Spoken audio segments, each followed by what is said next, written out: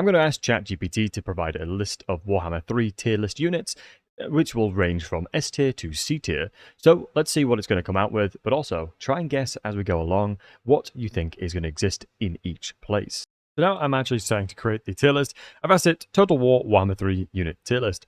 And it is saying that we have creating a comprehensive unit list for Warhammer 3 can be subjective and effectiveness of units may vary, which is completely true. But right now we can see within S tier it's saying Lord level spellcasters like Mazdamundi and Cal Franz. He can't cast spell Cal Franz, but I mean Mazdamundi's fair. Now we've got elite infantry in S tier, like Star Dragons and Necrophinxes. Legendary Lords with all unique abilities, like Archeon and Cetra the Imperishable. Definitely Archeon is very, very powerful. We have powerful artillery, like Hell Cannons and Warp Lightnings. Okay. Now we're talking about flying monsters with strong abilities like Terrorgeists and Phoenixes. Yeah, I can see that. Ooh, heavy cavalry is in A tier.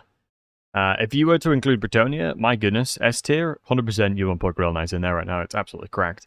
But you can see that we have Demogryphs and Blood Knights for the heavy cavalry is A tier.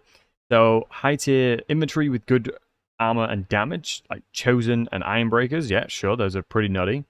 Ranged units with long range or armor piercing, like Sisters of Avalon, 100%. I think we can all agree. Sisters of Avalon are absolutely crazy, and it is still currently thinking. And it's now thinking about Thunderers. Thunderers are really powerful. They've got shielded and their armor piercing. But for an A tier of everything, it's interesting that those are picked out. Sisters, sure. Lords and heroes with strong abilities like Grimgore. I mean, Grimgore's very subjective. I mean, you can do a little do-si-do around him. It's very difficult for him to get value off. But in campaign, he's very good because obviously things just run at you. We've got Durthu. Yeah, Durthu is very, very powerful, very strong lord. Now we've got spellcasters like Teclis and Marathi. Interesting that the Marathi was picked out of that. I wouldn't really consider an exceptionally good spellcaster, the grand scheme of things, but interesting. And now we have light cavalry and skirmishers like Skink cohorts and Empire Knights in the B tier. And now we're going for mid-tier infantry with good stats and versatility, like Black Orcs. I think we can all agree. And Greatswords. For elite infantry, that they're within the niche that they facilitate, their stats are very, very low, and they, generally speaking, massively suck. But now we're rocking into a B tier. Poison Wind Globadiers. I know they were nerfed fairly recently, so they're definitely a lot worse than they used to be, but handgunners obviously aren't very armored and they're shielded. They're not shielded, excuse me, so the likes of the Thunderers that are third up here makes sense. Then are hybrid units with mixed capabilities. So we're rocking with Cold War and Red Knights, Savage Orc Biggins, hybrid units. Interesting that they're saying hybrid units here. I don't believe any of these guys have hybrid elements. They are fundamentally just cavalry units, but fair enough. So support with niche abilities like War Altars and Corpse Cart for a B tier, number 5. Okay. Yeah, I mean, Corpse Carts are relatively garbage, but it depends on what you have. Like the Balefire ones with magical attacks can be really useful, depending if you're fighting stuff that are ethereal. Definitely has niche abilities. I think I could agree with that. So C tier, basic infantry with low tier stats like zombies and clan rats. Yeah, I mean, for Helm and Gore, zombies are incredible.